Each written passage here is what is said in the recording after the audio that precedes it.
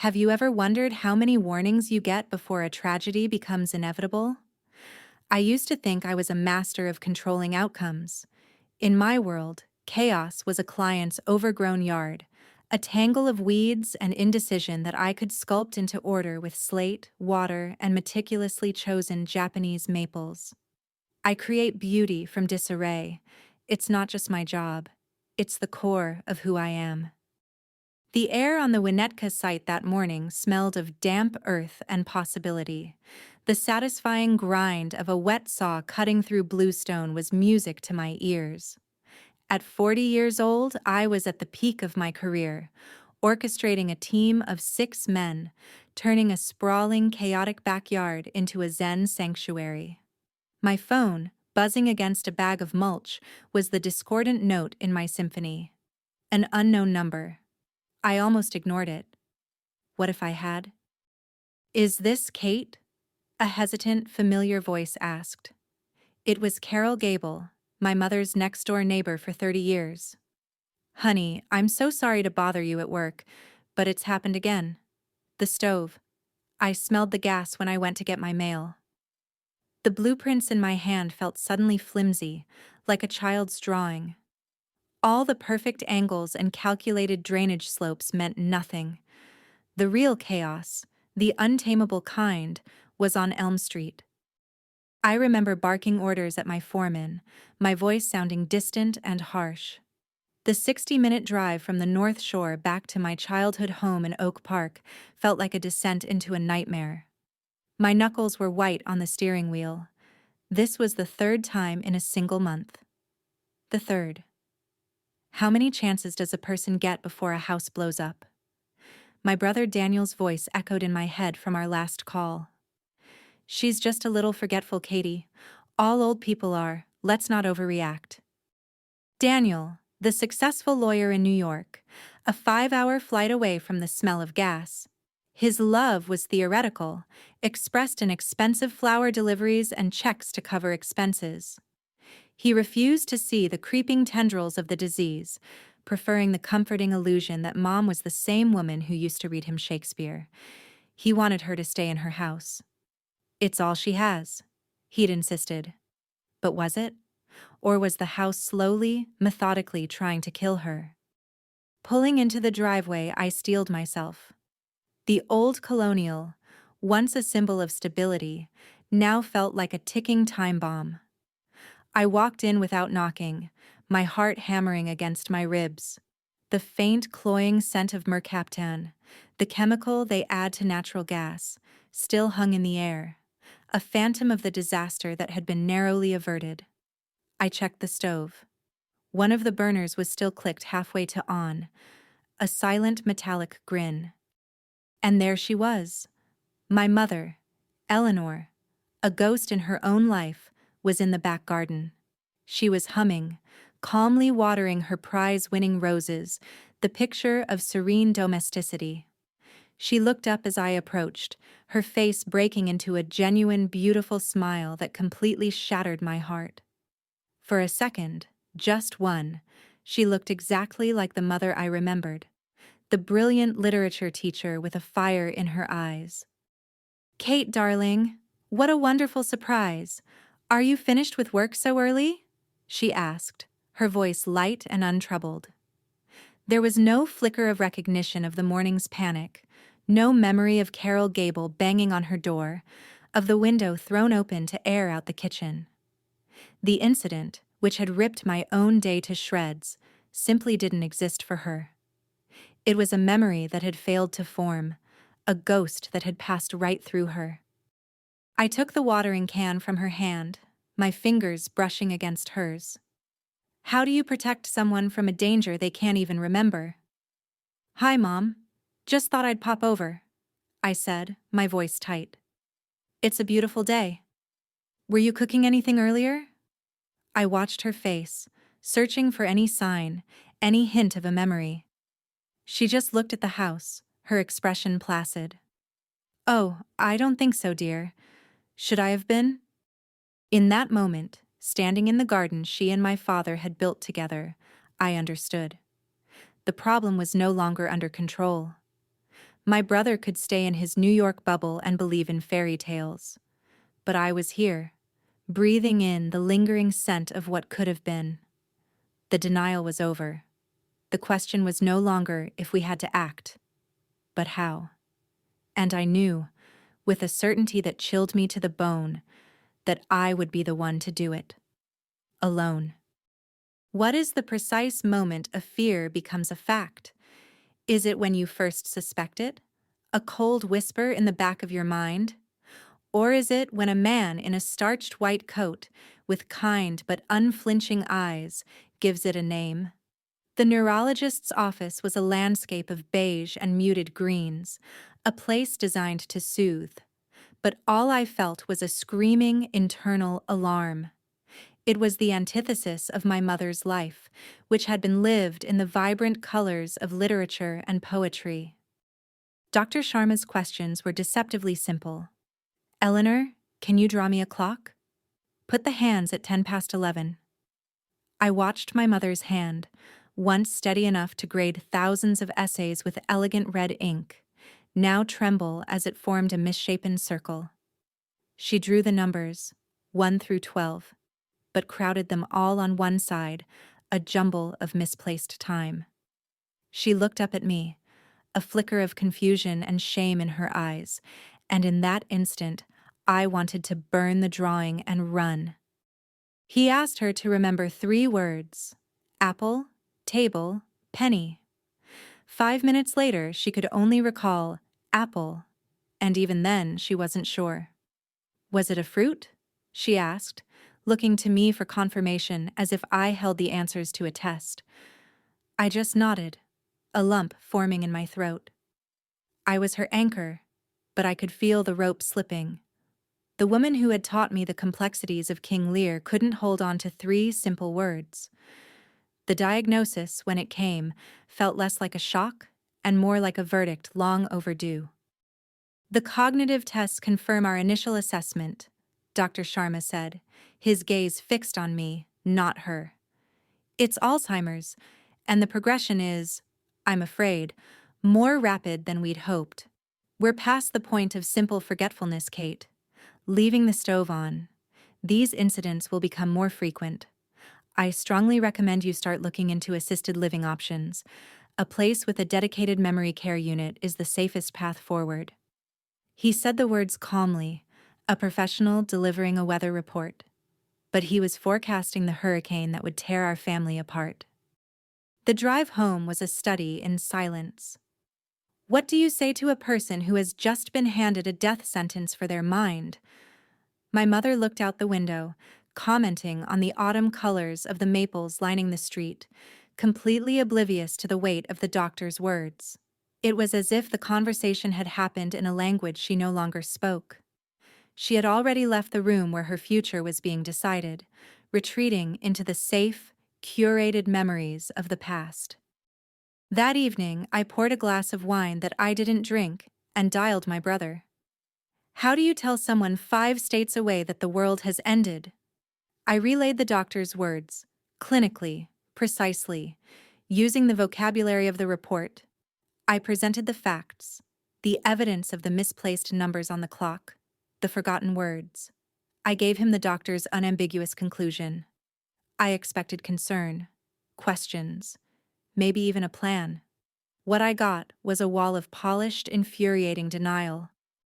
Doctors always overreact, Katie. They have to, for the insurance, Daniel's smooth, lawyerly voice said through the phone. It was the voice he used to reassure anxious clients, calm and dismissive of all threats. Mom just needs more attention, someone to check in. She needs to stay in her own home.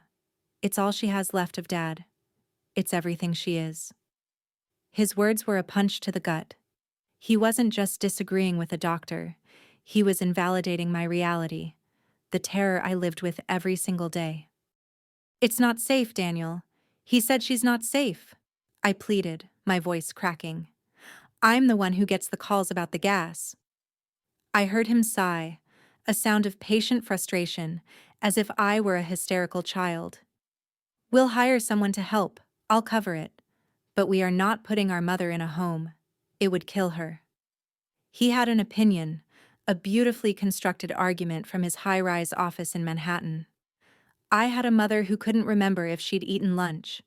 The battle lines weren't just drawn, they were fortified. And I was standing on the wrong side of them, completely alone. How do you tell someone their life is over, even while they're still living it? I spent 2 days rehearsing the conversation in my head, trying to find the perfect combination of words that would sound like love, not betrayal. I chose a quiet afternoon, the kind Mom always loved, when the sun slanted through the living room windows, illuminating dust motes dancing in the air like tiny, forgotten memories. She was sitting in Dad's old armchair, a worn copy of Leaves of Grass open on her lap, though her eyes were closed. I started gently, my voice feeling alien and rehearsed. Mom, we need to talk about what's best for you right now, about making sure you're safe. I knelt by her chair, taking her hand. It felt as fragile as a bird's wing. At first, she just smiled, a vague, distant expression. I'm perfectly safe, dear. This is my home. It was the rote answer, the one from the fog. But then something shifted. Her eyes focused on me with an intensity that I hadn't seen in months, and I knew, with a jolt of terror, that she was completely, terrifyingly present. You mean putting me away? She said, her voice low and steady, stripped of all its recent confusion. The words hung in the air, sharp and clear. You and Daniel have been whispering about it. You think I don't hear you? You think I don't know? She pulled her hand from mine as if my touch had burned her. The sudden clarity was more frightening than the fog. It was the mind fighting back from the edge of the abyss, and it was fighting me. This house, she said, her voice gaining a tremor of fury. This house is not just bricks and plaster, Catherine. This is my life. That mark on the floor is where your father dropped the Christmas tree in 1984. That chair is where I read to you every single night. You want to take me away from this? You want to erase my memory while I'm still alive? The accusation struck me with the force of a physical blow. She saw my logic as cruelty, my concern as a cage. For her, the house wasn't a place. It was her own mind, made external. I tried to argue, to bring up the stove, the doctor, the objective danger. But my reason sounded hollow and bureaucratic in the face of her raw, primal fear. Mom, it's about your health, I stammered. It's because I love you. Her laugh was a brittle, heartbreaking sound. Love? You call this love? Tearing me out of my own soul and planting me in some sterile room with strangers? Your father would be so ashamed of you. That was the final devastating blow. She had weaponized my own father's memory against me. She stood up, her small frame radiating a strength that defied her diagnosis. This is where I will stay, she declared, looking not at me, but at the portrait of my father on the mantel. This is the last thing I have of him. It's the last thing I have of myself. And you will not take it from me. My pragmatism, my carefully constructed plans for her safety, they all crumbled into dust. I wasn't just fighting my brother's denial anymore. I was fighting my mother's very identity. And in her world, in the sacred walls of that house, I was no longer a daughter. I was the enemy. Have you ever tried to fix a fundamental engineering flaw with a coat of paint? That was Daniel's solution. From his pristine New York office 375 miles away, he found the perfect answer on a website with 5-star stock photos and glowing anonymous reviews. He was going to solve the problem of our mother's disintegrating mind with a part-time caregiver, a stranger hired over the internet. I've handled it, Katie, he announced over the phone, his voice brimming with the self-satisfaction of a man who has just closed a major deal. Her name is Agnes. She has excellent credentials, a background in elder care, and she can start on Monday for 4 hours a day. I'll wire the money directly to the agency. He had checked a box. He had thrown money at the fire. He expected me to be grateful. All I felt was a cold, creeping dread. Agnes arrived on Monday, a stout, kind-faced woman with capable hands and a soft voice. She seemed perfect. My mother, however, saw an intruder. For the first 2 days, Eleanor was politely hostile, shadowing Agnes from room to room, watching her every move as if she were a jewel thief casing the joint. On Wednesday, the first accusation landed.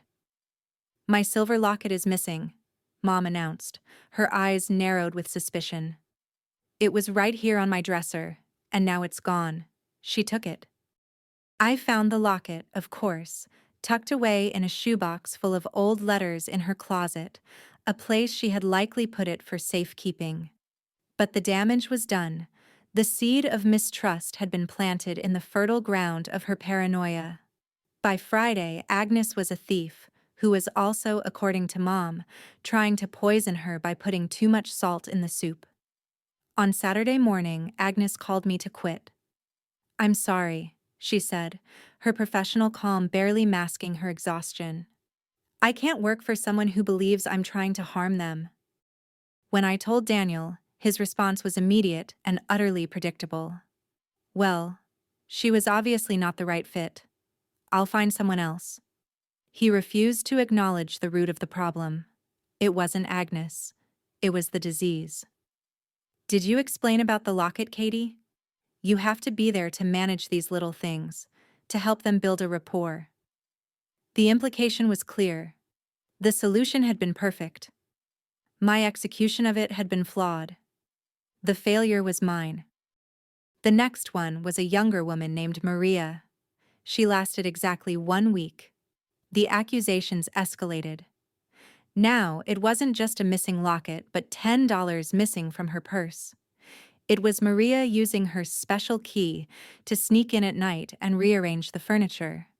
Then came Sandra, who was let go after just 3 days because my mother called the police to report a strange woman who refused to leave her house. 3 attempts, 3 spectacular failures.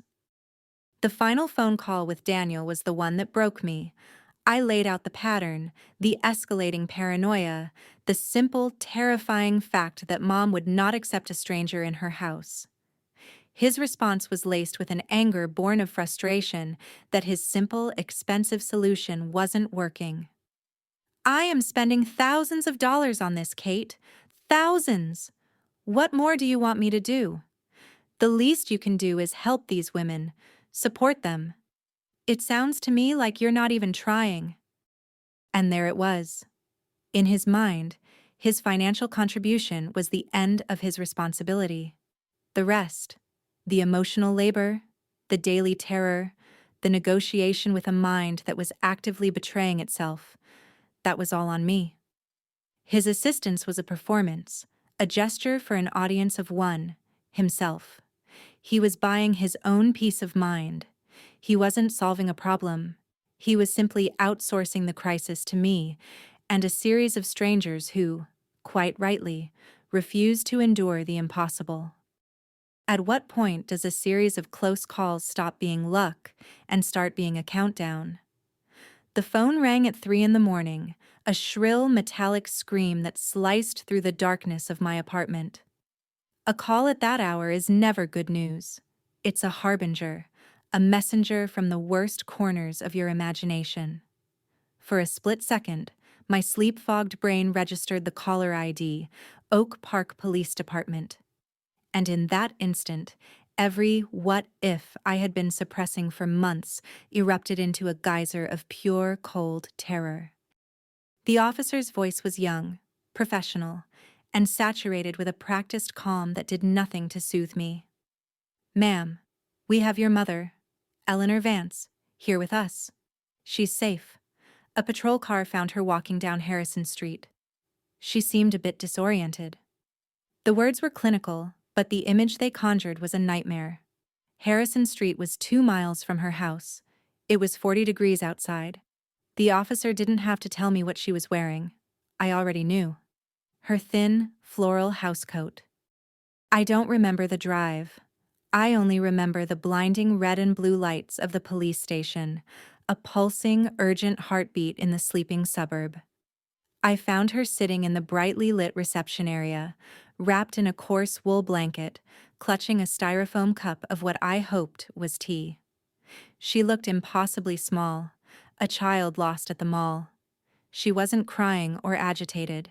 She was just vacant. She looked up as I rushed in, and a faint, confused smile touched her lips. "Kate, did I miss my appointment?" There was no memory of the cold pavement on her bare feet. No recollection of the fear of being lost in the dark. The part of her brain that should have been screaming in terror had simply gone offline. The incident, a catastrophic failure of safety and reality, was already a ghost to her.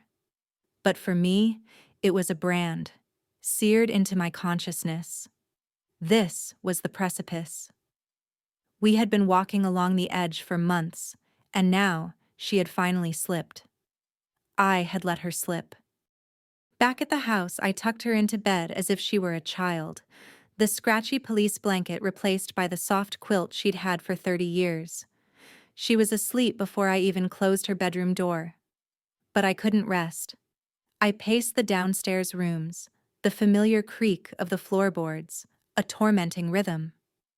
Every object in the house seemed to mock me. My father's portrait, my mother's books, the faint smell of gas I could still imagine clinging to the air. They were all silent witnesses to my failure. My brother's words about not overreacting echoed in my head, a litany of willful blindness. His denial was no longer a difference of opinion. It was an active danger. His love, expressed from a safe distance, was going to get her killed. The slow burn of my anger finally ignited into a cold, hard flame of resolve. The time for discussion, for pleading, for presenting evidence, was over. I picked up the phone. It was almost 5 a.m. in Chicago, 6 in New York. I didn't care. "Daniel," I said when he finally answered, his voice thick with sleep. My own voice was unnervingly calm, devoid of the panic that was churning in my gut. "Mom is fine. She's in her bed, asleep." He started to mumble something about the time, but I cut him off. "She's fine now because a police officer found her wandering 2 miles from home at 3 in the morning in her housecoat." I let the silence stretch, letting the horror of the image sink in. I didn't yell. I didn't cry. I was done with emotion. "This is over," I continued, my voice as flat and hard as slate. "Your half measures are over. Your denial is over. You have 2 options. 1, you book a flight, and you get here within 48 hours so we can solve this together, in person. We will place her in a facility where she is safe. Or 2, you do nothing, and I will call a lawyer on Monday morning and begin the process of filing for sole legal guardianship, and then I will solve this myself."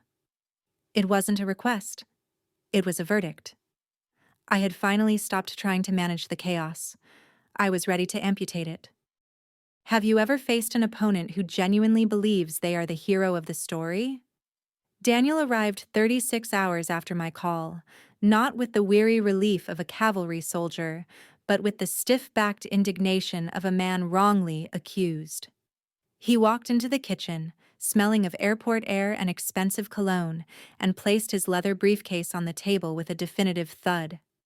It wasn't a bag, it was an opening statement. He didn't ask about Mom. He didn't ask how I was. His first words were a polished accusation.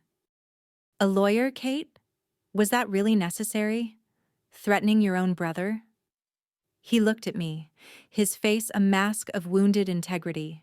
He genuinely saw my ultimatum not as the desperate shriek of a woman at the breaking point, but as a calculated, hostile maneuver in a corporate takeover of our family. I was the aggressor. He was the aggrieved party, forced to abandon his important life to deal with my hysterics. It was a breathtaking performance of self-pity. I refused to take the bait. "She was found 2 miles from here in the middle of the night, Daniel. The The time for subtle conversation is over. I kept my voice even, refusing to match his courtroom theatrics. We sat at the oak table where we'd once carved pumpkins, the air thick with 2 decades of unspoken resentments. He launched into his argument, a beautifully constructed case for the preservation of a fantasy. The house was a shrine, a testament to our father's memory. Selling it would be a desecration. Mom was just having a bad spell. Then he pivoted, appearing to concede. "Look," he said, leaning forward, his voice softening into a tone of magnanimous reason. "I've been thinking about this, and you're right. The part-time help isn't enough. She needs constant supervision." A tiny, treacherous flicker of hope ignited in my chest. Was he finally seeing it? Was he finally here to be my partner? And then he delivered the blow, a proposal so monstrous in its casual selfishness that it sucked the air from my lungs. "So, you should move in with her," he said, as if offering the most logical, elegant solution in the world. "The house is big enough. And let's be honest, you're a freelancer. You can take your laptop and work from anywhere. It's perfect." I stared at him, waiting for the punchline, for any sign that this was a sick joke. There was none. He was completely serious. His eyes were clear and certain. He had found the answer that required absolutely nothing from him. "I'll cover all the expenses, of course," he continued, sweetening the deal, oblivious to the horrified silence on my side of the table. "The mortgage, the utilities, groceries, a generous stipend for your trouble. Everything. I'll provide the financial support, and you'll provide the physical presence. It's a fair division of labor. It's the only way to keep her in the house. It's what Dad would have wanted." He leaned back, satisfied. He had not only solved the problem, he had defined fairness. And in his definition, his money was equal to my life. Have you ever been handed a life sentence disguised as a gift? After my confrontation with Daniel, I couldn't bear to be in my own apartment. I needed to be near Mom, but the thought of sleeping on the couch under his gaze was impossible.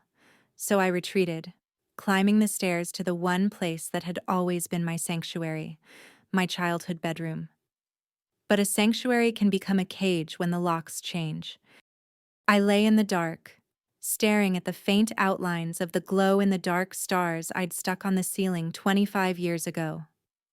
The house was quiet except for the occasional groan of settling wood. Downstairs, my brother was likely sleeping the sound, untroubled sleep of a man who believes he has acted with perfect fairness and generosity. He had offered up my life, my career, my independence, my future, as a neat and tidy solution, and he had done so with a clear conscience. His words echoed in the silent room. "You're a freelancer. You can work from anywhere." It sounded so simple, so reasonable. But my work wasn't just a laptop. It was site visits at dawn, consultations with contractors, the physical act of shaping the earth. He saw my freedom as a logistical convenience for him to exploit. He didn't see the years of relentless work it took to build that freedom, the clients I had cultivated, the reputation I had earned, project by project. I closed my eyes and let the horror wash over me. I saw the future he had so generously offered. Me, waking up in this very bed, not to the buzz of a new project, but to the sound of my mother's confused shuffling down the hall. My days would become a repeating loop of meals, medications, Andre directing her from the stove. My calls would be interrupted by her sudden panics. My designs would wither in a sketchbook, the vibrant landscapes of my imagination trapped inside, while my reality shrank to the four walls of this house. And what about my life? The friends who would eventually stop inviting me out, tired of my predictable refusals.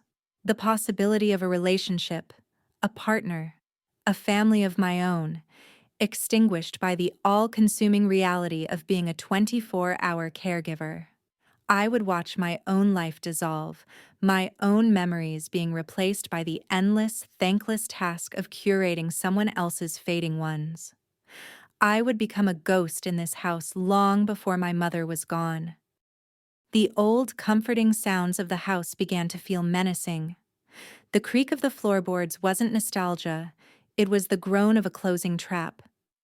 The walls, which held the story of my childhood, now seemed hungry, eager to absorb my future too.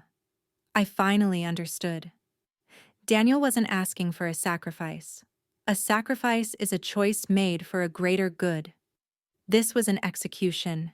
He was asking me to let my own life die to preserve his idealized memory of our mother, to keep his hands clean and his conscience clear. On the line wasn't just my comfort, it was my soul. What is the loneliest place on earth? For me, in that moment, it was my own family. I was trapped on an island, with the impassable ocean of my mother's illness on one side, and the sheer, unscalable cliff of my brother's righteous selfishness on the other. His proposal that I sacrifice my life wasn't just an offer, it was a judgment.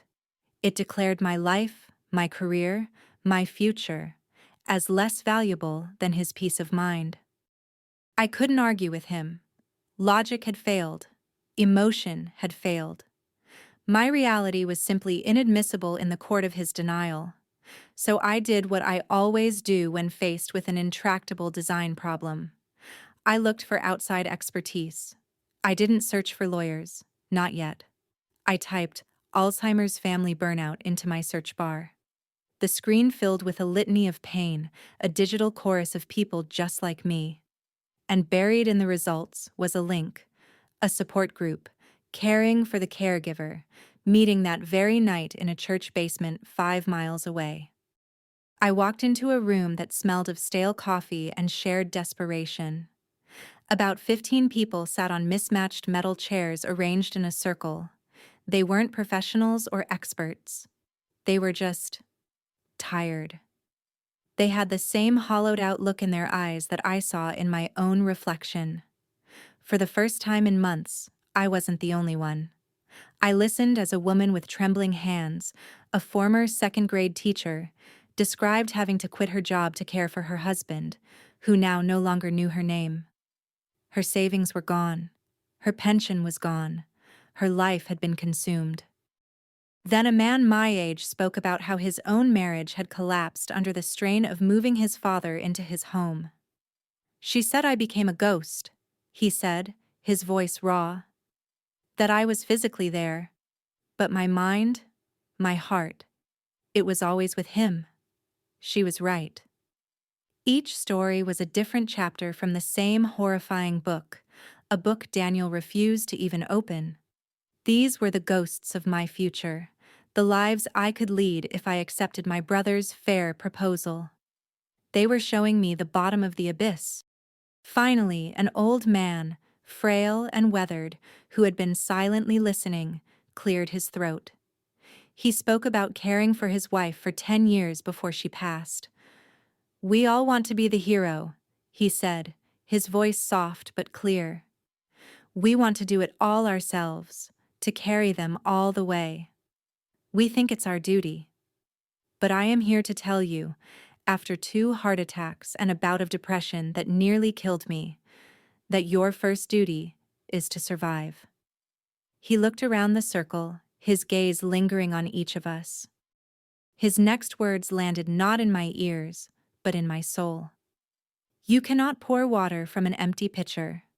In taking care of them, you must first take care of yourself. It is not selfish. It is essential. It is the only way." It wasn't an accusation or a piece of advice. It was a law of physics. And in that brightly lit, shabby church basement, I felt a profound, tectonic shift inside me. The crushing weight of guilt didn't vanish, but it was suddenly counterbalanced by the undeniable truth of his words. I was being given permission to save myself. I walked out of that church into the cool night air, and for the first time in a week, I could breathe. The stories I'd heard weren't a deterrent. They were a roadmap showing me which paths not to take. Daniel saw this as a family drama, a contest of wills and emotions. He was wrong. It wasn't a drama. It was a logistical problem with a catastrophic human cost, and I was done playing by his rules. My brother wanted a battle of feelings. He was about to get a war of facts. How do you win a war when your opponent refuses to acknowledge the battlefield? I woke up the morning after the support group meeting with a clarity I hadn't felt in years. The emotional fog had lifted, and the landscape of my problem was stark and clear. Arguing with Daniel was like trying to design a garden in a hurricane. His emotions were the storm, and my logic was just debris getting tossed around. I was done with the storm. It was time to change the weather. I spent the morning not at my mother's house, but at my own desk, the one place where I was in complete control. I didn't call Daniel. I didn't text him.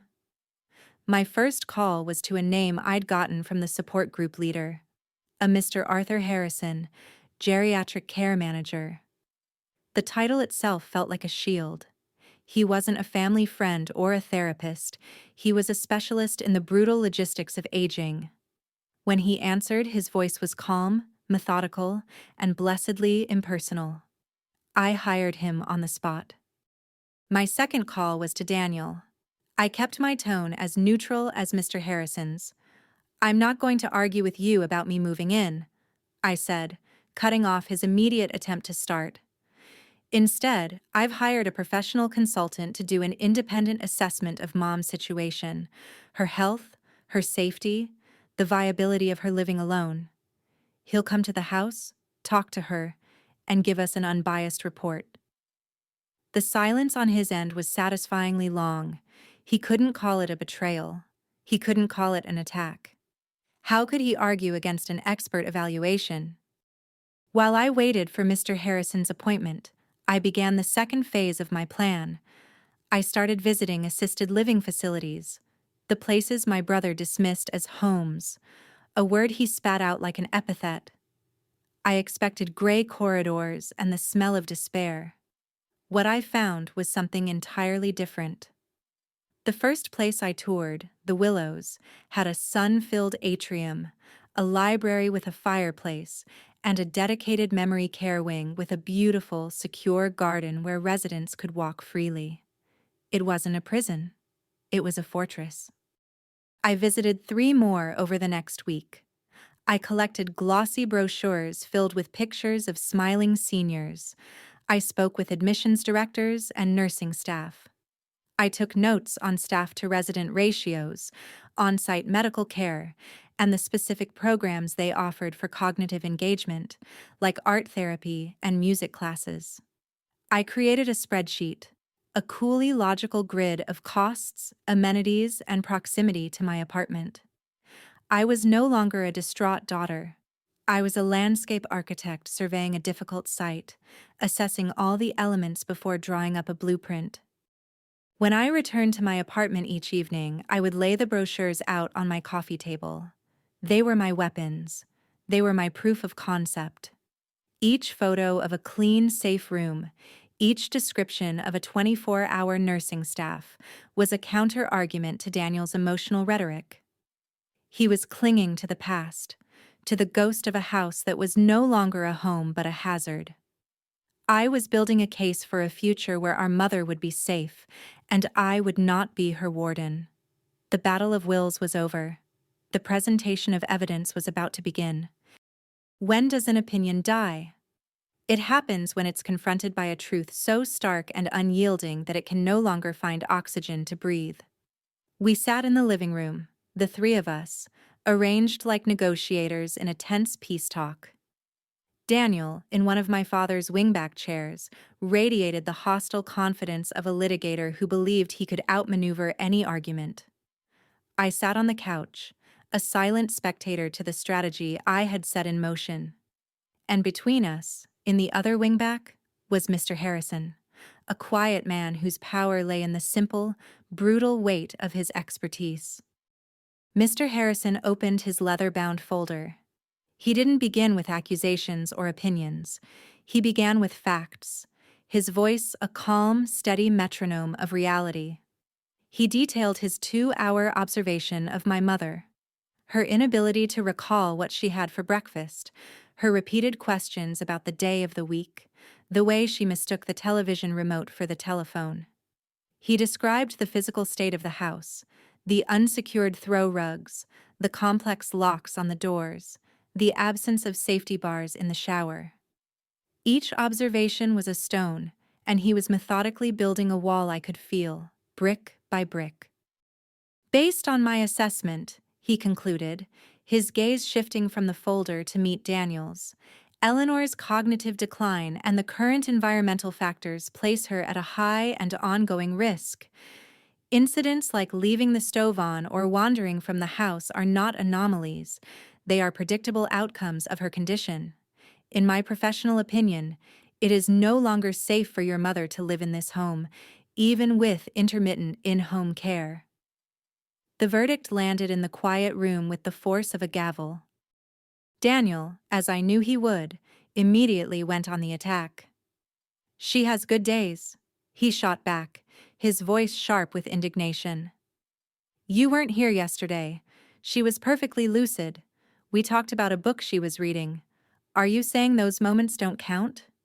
He was arguing from a place of love, yes, but it was a love rooted in nostalgia, not reality. He was pleading a case for a client who no longer existed. Mr. Harrison didn't flinch. "Of course those moments count, Mr. Vance. They are precious. But our job, in developing a care plan, is not to focus on the best-case scenarios. It's to protect against the worst-case ones. And with this disease, the worst-case scenarios become the statistical norm over time. We cannot base a safety strategy on the hope of a good day." He systematically dismantled Daniel's argument, not with cruelty, but with the dispassionate precision of a surgeon. "But my sister can be here," Daniel insisted, playing his final trump card. "She can move in. I've offered to cover every expense. That is the solution. Family caring for family." He looked at Mr. Harrison, then at me, expecting validation for his noble, selfless plan. He had laid his entire case on the table. Mr. Harrison looked at me for a moment, his eyes filled not with pity, but with a profound, professional understanding. He then turned back to Daniel. "That is a very common and well-intentioned impulse," he said, his voice gentle but firm. "It is also the single greatest predictor of severe caregiver burnout, which is clinically proven to result in negative outcomes for both the caregiver and the patient. It is not a sustainable or medically advisable solution." Then he delivered the final fatal blow, the words that would echo in that room forever. "Your desires are understandable," he said, "but they do not align with the medical needs of your mother." The lawyer in the wingback chair finally had no rebuttal. He had been stripped of his moral authority, his arguments left in tatters, defeated not by me, but by the one thing he couldn't cross-examine: the truth. How do you handle a victory that feels exactly like a defeat? Daniel didn't argue anymore. After Mr. Harrison left, he just sat in my father's chair, looking smaller than I had ever seen him, a general surveying a lost battle. The facts had done what my emotions never could. They had breached his fortress of denial.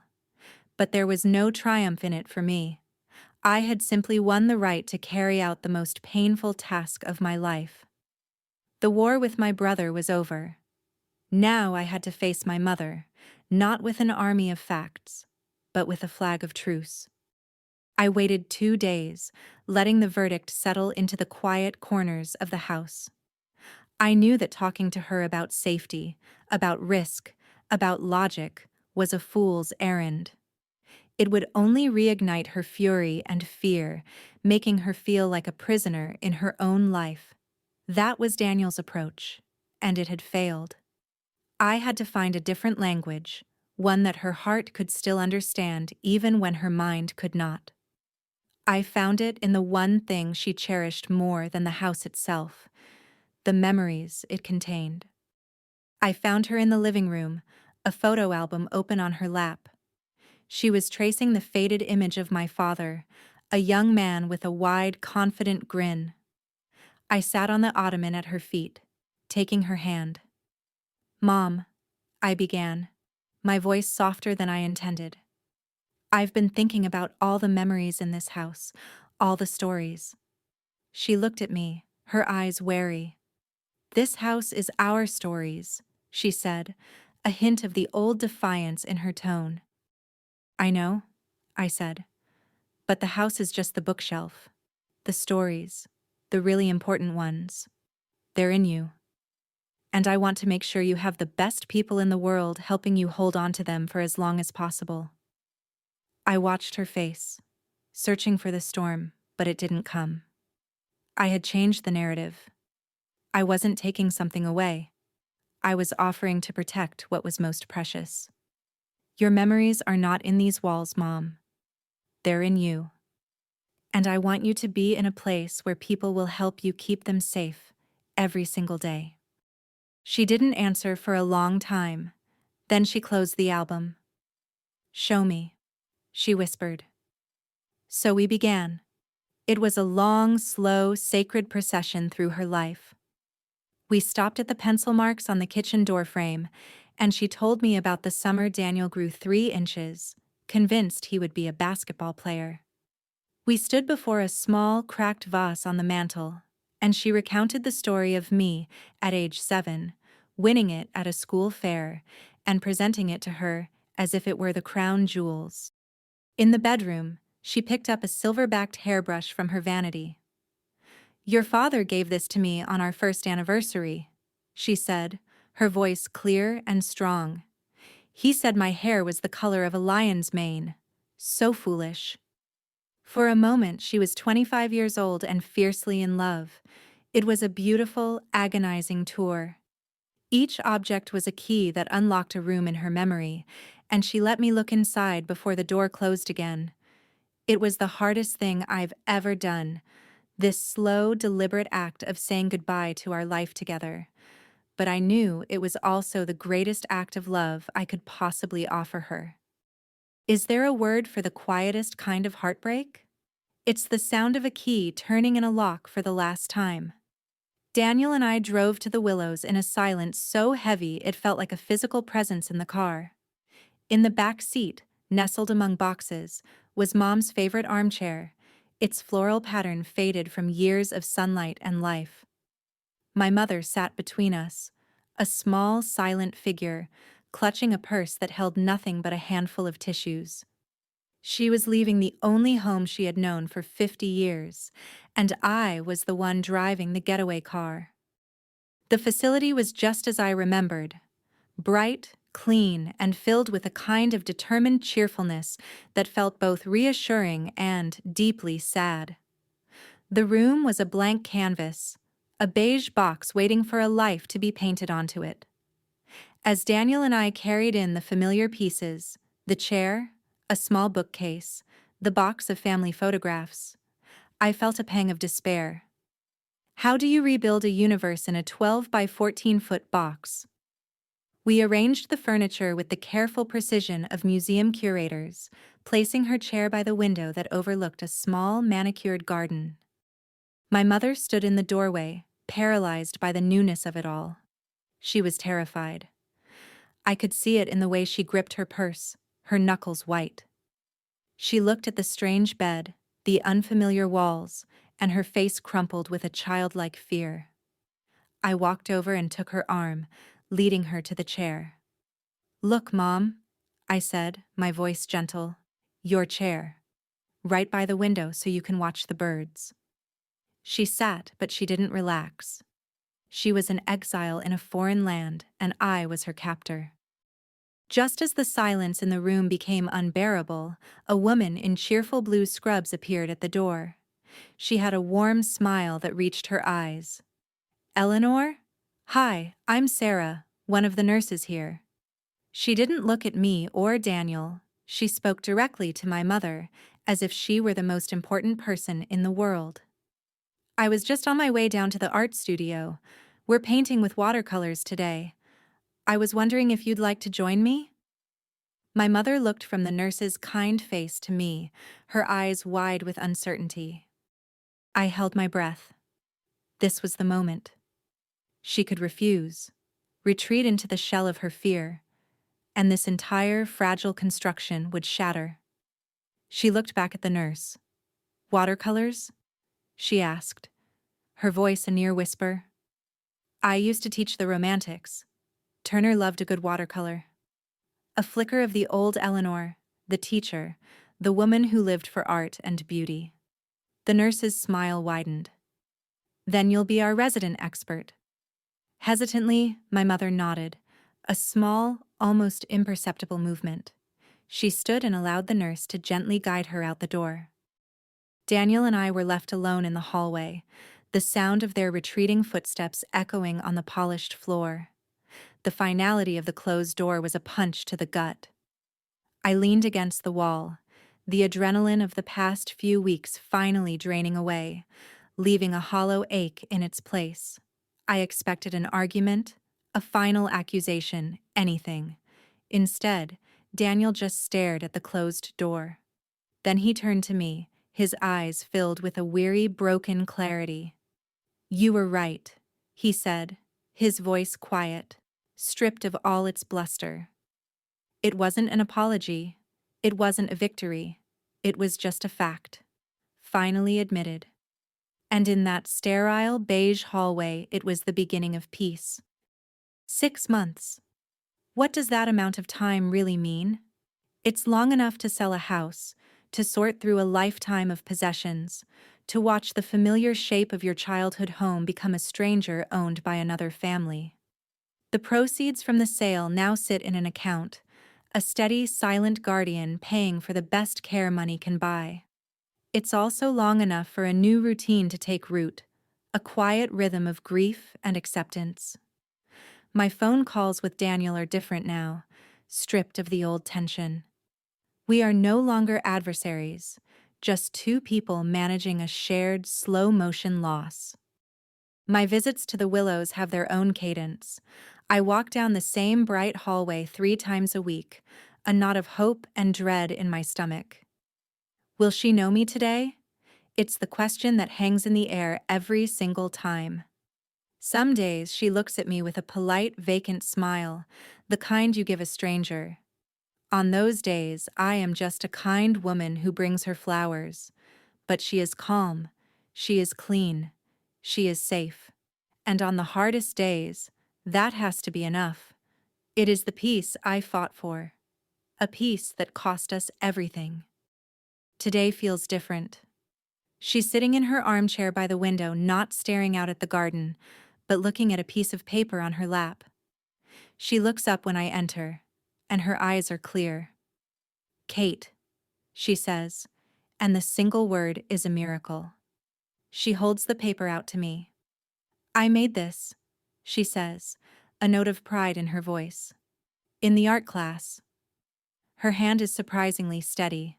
The paper is thick, a standard piece of watercolor stock, covered in simple, slightly shaky lines.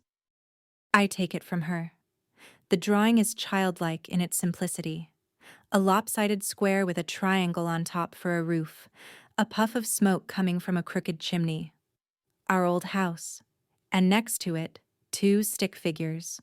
One is slightly taller, its hand holding the hand of the smaller one. The colors bleed outside the lines, a beautiful, imperfect rendering of a memory.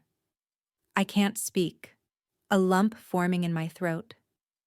I look at her, and she is smiling, a real smile that reaches the depths of her blue eyes, the same eyes that once saw the genius in a line of poetry. "It's us," she says, her voice a soft, certain whisper. And in that moment, she remembers. She remembers the house on Elm Street. She remembers being a mother. She remembers me being her daughter. The fog has parted and the sun is shining on a single, perfect memory. The tears that fall down my cheeks aren't tears of sorrow. They are something else entirely. I realized then, holding that precious, clumsy drawing, that I hadn't destroyed her world. I had only moved it. I hadn't erased her past. I had given her a safe place to have a present, a place where new, simple memories could still be made.